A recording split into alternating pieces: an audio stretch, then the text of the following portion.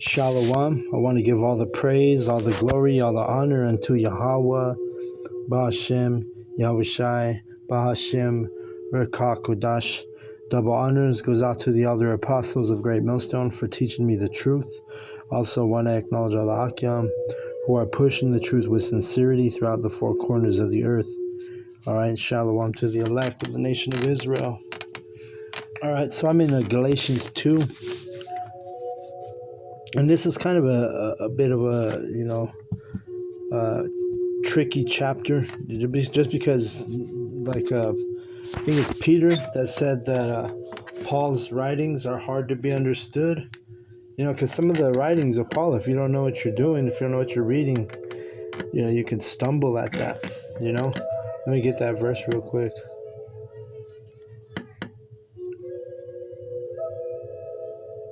Oh, shit. Paul's writings are hard to be understood. KJV.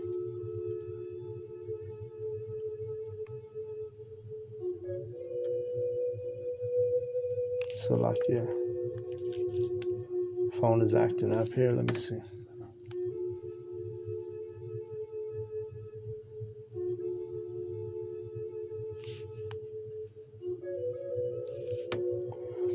All right, let's get, it's in Peter. So we'll grab 2 Peter 3:16. It says,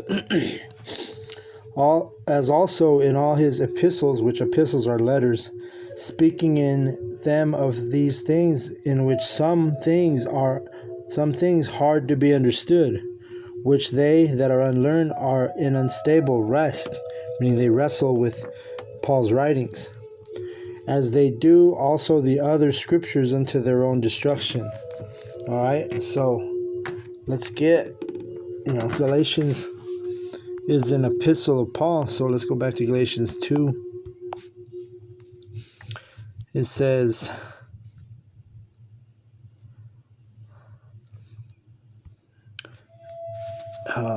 then 14 years after I went up again to Jerusalem with Barnabas and took Titus with me also.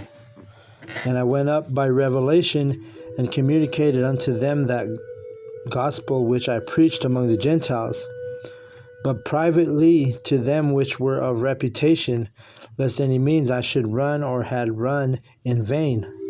But neither Titus, who was with me, being a Greek, was compelled to be circumcised. And that because of false brethren unawares brought in, who came in privily to spy out our liberty which we have in Hamashiach Yahawahshi, that they might bring us into bondage.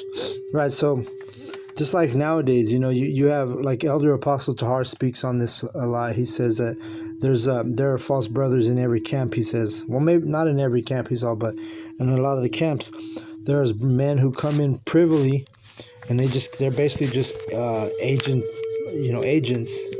They're not sincere brothers. They can be men who are infiltrating the camps and whatnot. Because you had this during the time of Paul. You had men who were really not sincere, but they come to the camp and they pose as if they're actually brothers, pose if they're actually, sincere and in truth. When everything's going to be revealed nonetheless. But let's keep reading. To whom we gave place by subjection, no, not for an hour, that the truth of the gospel might continue with you. But of these who seemed to be somewhat, whatsoever they were, it maketh no matter to me. The Most High accepteth no man's person, for they who seemed to be somewhat in conference added nothing to me. Right, so these infiltrators or these fake, insincere brothers, it doesn't matter. If you have an insincere brother, the Lord's gonna sift him out of the camp anyway, right? So that's the attitude Paul had, and that's the attitude we have. We can't control some shady motherfucker coming into the camp or trying to be a part of the camp. But that's why when we do have new brothers, that are new in the truth, they can't just cross the line on day one. They have to prove themselves, right? And we move through wisdom and through experience of our elders This is why we move this way, right? So verse 7. But contrariwise, when they saw that the gospel of the uncircumcision was committed unto me, as the gospel of the circumcision was unto Peter. Right, because Peter was teaching men who already knew they were Israelites. He was teaching men who already knew, they knew the truth. They understood the truth. Paul was dealing with Gentiles who were men who didn't know the truth, men who didn't, that they had to be taught. Just like, just like we do. Everybody we teach is not already circumcised in this truth, especially here in Babylon. These are Gentiles that we're teaching to. And a Gentile it's a stranger, and the Gentiles that are to be taught are the Gentiles of Israel. You have strangers from our people they don't know Yahawah B'Shem Yahawashi, so we introduce them to Yahawah B'Shem Yahawashi by ministering to them, and this is how they become, in this ministry, in this truth, rather than remaining Gentiles, meaning strangers and foreigners, which is a foreign to the truth, right? Foreign to the understanding. Verse 8. For he that wrought effectually in Peter to the apostleship of the circumcision, the same was mighty in me toward the Gentiles. And when James, Cephas, and John, who seemed to be pillars, perceived the grace that was given unto me, they gave to me and Barnabas the right hands of fellowship, and that we should go unto the heathen and unto the circumcision. Right, so that James and Cephas and John, they all saw they acknowledged that the truth that was, Yahweh was dealing with Paul. Yahawah B'Shem Yahawashi, the Spirit was dealing with him. Right? Verse 10. Only they would that we should remember the poor, the same which I also was forward to do. And the poor would have been those Gentiles, the Gentiles that don't understand the truth, that don't know the truth, that don't know Yahawah B'Shem Yahawashi. Right? He says in verse 11, but when Peter was come to Antioch, I withstood him to the face, because he was to be blamed. Right? So there was some opposition between Paul and Peter. Right? Verse 12. For before that certain came from James, he did eat with the Gentiles, but when they were come, he withdrew and separated himself, fearing them which were of the circumcision. Right? The ones who were of the circumcision were the ones who already knew the truth. And so James, he didn't want to be seen with the Gentiles. He didn't want to be seen, because, he was afraid to be judged by those brothers, James and Peter. Right, but Paul was kind of like keeping it real. He was like, no, I'm teaching these Gentiles, Verse 13, and the other Jews dissembled likewise with him, insomuch that Barnabas was also carried away with their dissimulation. Even Barnabas was affected by it.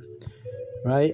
It'd be like if the brothers, because we're always told, just stick to the, keep your ministering, the majority of your ministering should, and maybe even all your ministering should all be done on these lessons, and also on the at the camps, right?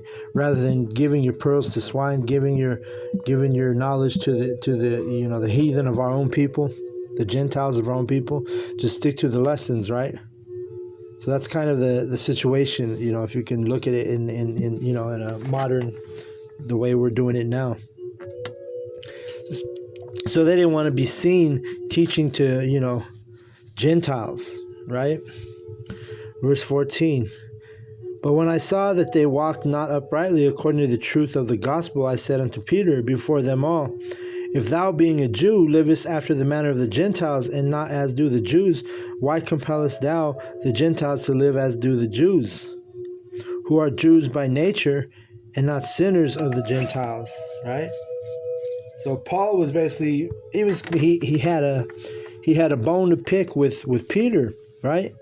He's like, look, because he was basically saying, look, basically you could say Paul was a minister to the Gentiles.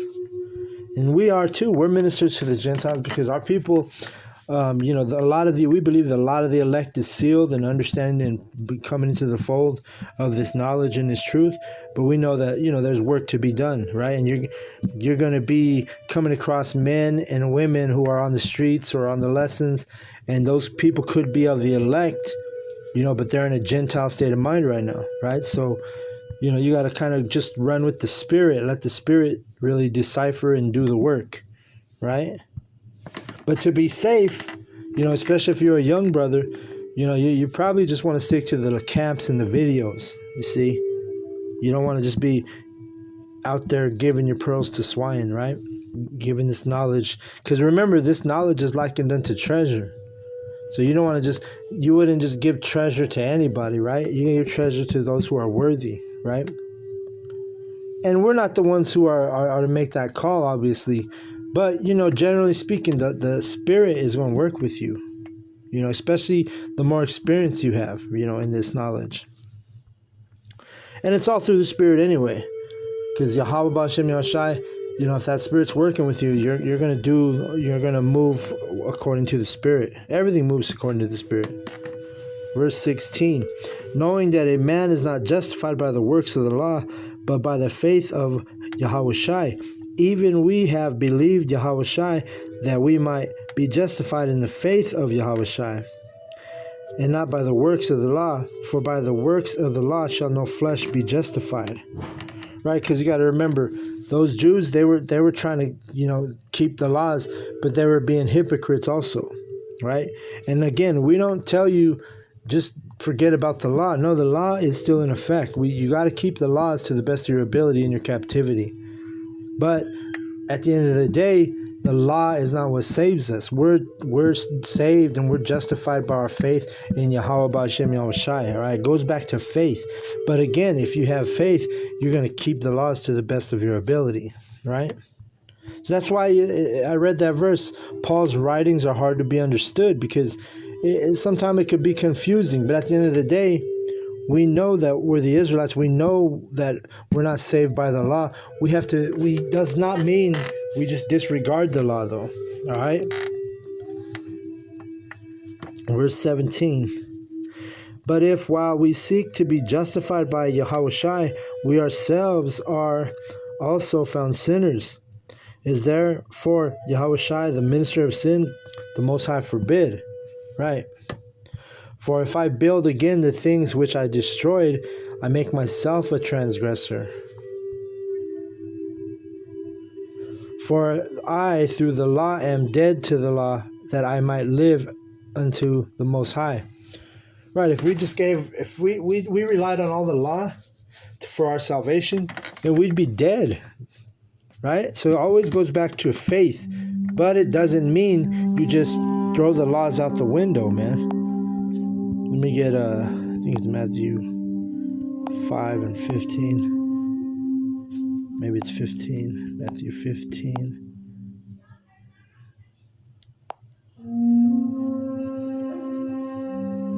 Oh, that's not it. Let me see.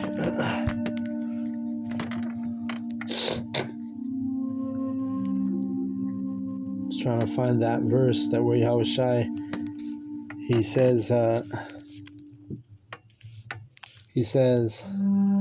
I am not come to destroy the prophets or the laws, KJV. Yeah, Matthew 5:17. What did I go to? I went to 5:15. Matthew 5:17.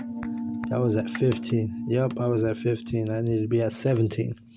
Yahawahshi says, Matthew 5:17, think not that I am come to destroy the law or the prophets. I am not come to destroy, but to fulfill. All right, so Yahawahshi, you heard it from the horse's mouth, right? He didn't come to destroy the prophets or the law. So the law, that doesn't mean you just throw the law out the window. You got to keep the laws to the best of your ability. But, we're not saved by the law. The laws, that's not why we're going to go on the chair because we kept the laws to perfection. Hell no. We fall short every day with the laws. Right? If you're wearing an outfit with multi fabrics or even your shoes have different fabrics, then you're breaking the law. There's all kinds of laws that we can't keep in captivity, but we keep it to the best of our ability. All right. Galatians 2 and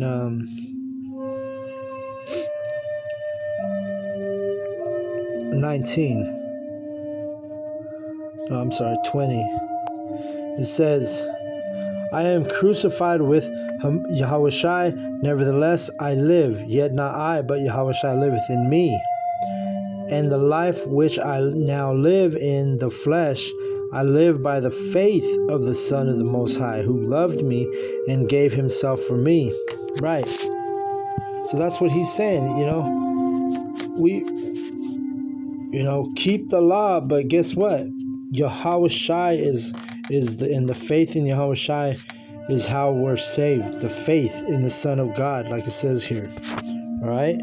I do not frustrate the grace of the Most High, for if righteousness come by the law, then Yahawahshi is dead in vain. Right.